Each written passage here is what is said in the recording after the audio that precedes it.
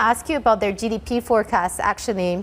As a reminder to viewers watching, the ECB have penciled in 4% growth for this year, 4.1% for next year, and 2.1% for 2023. Am I right in reading this and that they are not likely to upgrade their growth forecast very much for this year? Because if they were going to upgrade their growth forecast, then they wouldn't have had to continue with this much accommodation on the PEP side of things. Yeah, I think that today we'll see maybe a tiny upgrade to the 2021 growth forecast, and I think it will remain broadly unchanged for 22 and 23.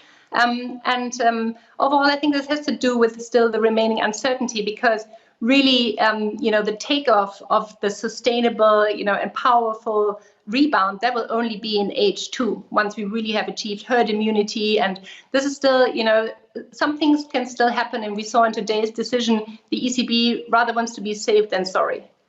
Yeah, I mean, that's clearly the takeaway. And also it has to do with the fact that Q1 probably came out a lot worse than they had been anticipating. The vaccine rollout was slower as well than they had been anticipating. So to your point, they're probably keeping their cards close to their chest to see how things pan out in the second half.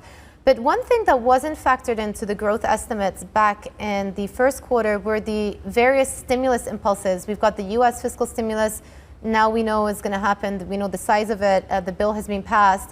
So that should add something like 0.15 percentage points to GDP, they've said in the past. And then we also have the EU Recovery Fund, which is now operational as well. So how much upside do you think we'll get from both of those fiscal stimuluses?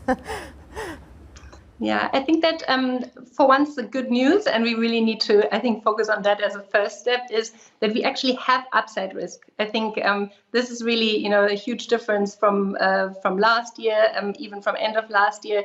For the first time, we're also thinking about, what could a grand opening upside scenario look like? Where do we see, potential for big surprises? Looking in particular at the experience, for instance, in the US and the UK as benchmarks. And we think that the upside surprise could be around 1 percentage point for this year. So we are also in line with the ECB forecast of around 4.2% for this year. And this already includes quite strong quarterly growth already from this quarter onwards. But we think that even Q3 could surprise to the upside, perhaps even ringing in around 3% quarter-on-quarter GDP growth. So this depends on how much pent-up demand is really being unleashed, how much consumers really tap into their precautionary savings here.